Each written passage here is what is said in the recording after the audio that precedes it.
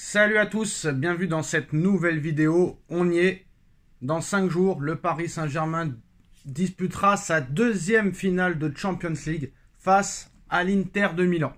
5 ans après cette finale face au Bayern de Munich perdu, le Paris Saint-Germain se retrouve en finale pour marquer l'histoire. Marquer l'histoire du club. Ce serait la première Ligue des Champions de l'histoire du Paris Saint-Germain, après avoir déjà remporté la Coupe des Coupes en 96.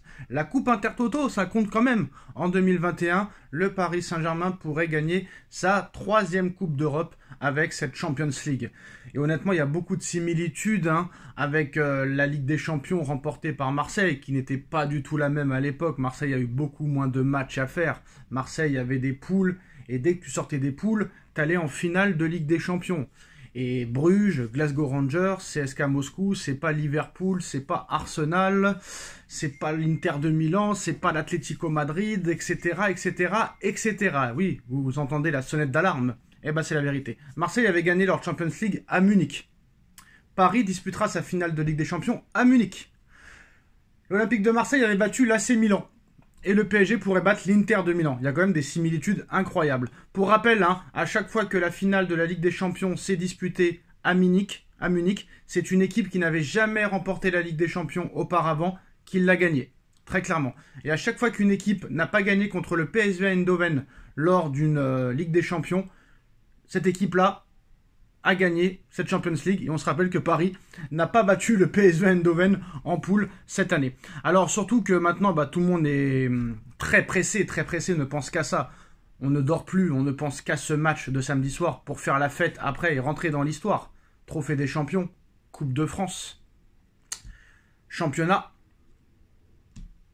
peut-être Ligue des Champions, peut-être Coupe du Monde des clubs, peut-être Super Coupe d'Europe et peut-être Ballon d'Or Dembélé à la fin, même si Dembélé devra être décisif parce que c'est pas parce que tu gagnes tout que tu gagnes forcément la Champions League. Demandez à Erling Haaland en 2023, demandez à Vinicius Junior en 2024. Alors surtout que hier ça a été une journée de folie, surtout la semaine dernière ça a été une semaine de folie où il y a beaucoup de médias, beaucoup de chaînes, beaucoup de radios et beaucoup de jaloux, haineux, racistes qui ont expliqué que le Paris Saint-Germain n'était pas un club français. Alors bien sûr, j'ai défendu le Paris Saint-Germain bec et ongle, et j'ai été le seul, honnêtement, j'ai été le seul à défendre le Paris Saint-Germain bec et ongle, après les propos de Stéphane Guy qui avait expliqué que au Paris Saint-Germain il n'y avait rien de français.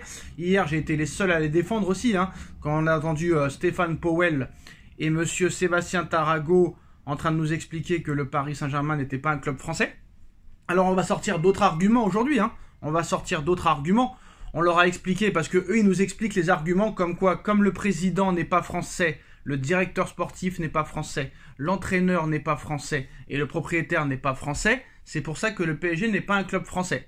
Alors nous on a sorti le contre-argument en expliquant que ni à Marseille, ni à Lyon, ni à Monaco, ni à Strasbourg, l'entraîneur, le directeur sportif, le président et l'actionnaire étaient français. Alors on s'est plus occupé de Lyon, Paris, Monaco. Alors Monaco, c'est encore pire, parce que Monaco n'est pas en France officiellement, c'est une principauté. L'actionnaire est russe, le directeur sportif est russe, l'entraîneur est suisse, si je ne me trompe pas. À Lyon, l'actionnaire est américain, le président est américain, le directeur sportif est américain, l'entraîneur est portugais. À Marseille, le propriétaire est américain, le directeur sportif est marocain, le président est espagnol et l'entraîneur est italien. Mais apparemment, ce n'est pas comparable. Ce n'est pas comparable. Paris ne fait pas partie des problèmes financiers français. C'est pas comme si le Paris Saint-Germain, très clairement, mettait en lumière la Ligue 1. C'est pas comme si le Paris Saint-Germain avait sauvé la Ligue 1 avec les droits TV. C'est pas comme si le Paris Saint-Germain, très clairement, sauve l'indice UEFA et permet à ces clubs-là, aux 2e, 3e, 4e et surtout aux Marseillais et aux autres, de disputer la Champions League. Mais maintenant, moi, je vais aller dans un contre-argument. Alors apparemment, c'est pas comparable. On ne sait pas pourquoi. Il n'y a rien de français à Marseille, il n'y a rien de français à Monaco, il n'y a rien de français à Lyon. Mais comme c'est pas Paris, c'est pas grave. Faut pas comparable. Faut pas faire l'apologie apparemment. J'ai regardé, on va s'occuper de Marseille aujourd'hui. Parce qu'apparemment, les supporters marseillais nous expliquent aussi que Paris n'est pas un club français et qu'apparemment, c'est eux les vrais champions.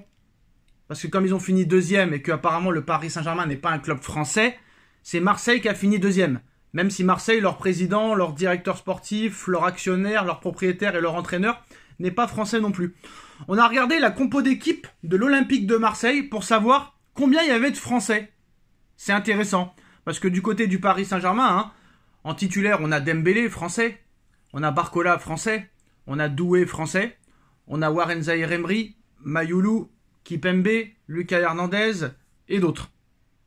Alors, vous allez me dire, ils ne sont pas tous titulaires. Je suis désolé, Barcola est titulaire, Dembélé est titulaire, Doué est titulaire, Warren Zaïre-Emery a souvent été titulaire, Mayoulou commence à être titulaire de plus en plus et à avoir de plus en plus de temps de jeu, et Lucas Hernandez aussi a de plus en plus de temps de jeu et c'est un ancien titulaire. Donc là, tous ces Français-là, en plus de ça, sont en équipe de France.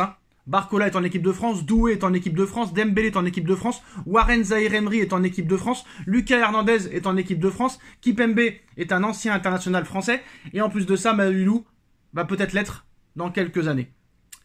Donc tous ces Français-là jouent au Paris Saint-Germain. On va regarder la dernière composition d'équipe de l'Olympique de Marseille, le 11. On va voir le 11. Rulli en gardien, pas français. Murillo, pas français. Luis Felipe, pas français. Balerdi, pas français. Hochberg, pas français. Benasser, pas français. Jonathan Rove, pas français. Guiri, pas français. Greenwood, pas français. À part Quentin Merlin et Rabiot, il y a seulement 2 Français titulaires à l'Olympique de Marseille. Donc vous êtes encore moins français que nous. Vous êtes encore un club encore moins français que nous. Parce que nous, potentiellement, on a 3-4 minimum joueurs titulaires dans notre équipe. 3 joueurs ou 4 joueurs titulaires français dans notre équipe. Vous en avez que 2. Donc vos joueurs ne sont pas français. Votre président pas français. Votre directeur sportif pas français. Votre entraîneur pas français. Et votre propriétaire pas français. C'est encore pire que nous. Vous avez seulement 2 joueurs français dans votre 11. Est-ce que je fais le banc de touche ou pas? Cornelius, pas français. Luis Enrique, pas français. Garcia, pas français. Dedic, pas français. Harit, pas français. Lirola, pas français. Vous avez aucun français dans votre équipe à part Rabiot et Merlin. Alors qu'est-ce que vous voulez venir la ramener? Qu'est-ce que vous la ramenez? Taisez-vous, taisez-vous, occupez-vous de vous. C'est vous les pigeons marseillais. Vous êtes les corrompus. À jamais les premiers corrompus. À jamais les premiers ridicules. À jamais les premiers à avoir eu 13 défaites d'affilée en Ligue des Champions. À jamais les premiers à avoir eu 0 points en Ligue des Champions lors de la saison 2013-2014. C'est vous qui n'êtes pas un club français. Et je me suis occupé de vous aujourd'hui et demain je m'occuperai des Lyonnais. Et mercredi je m'occuperai de Monaco. Mais surtout de Lyon et de Marseille. Parce qu'il n'y a que eux qui parlent et qui viennent de la ramener. Mais non, Marseille n'a rien de français. Je suis désolé de le dire. Si les Marseillais pensent que c'est un si les Marseillais pensent que Marseille est un club français, d'accord, je veux bien l'entendre. Je veux bien vous écouter. Mais Marseille n'a rien de français. Marseille n'a rien de français. Voilà.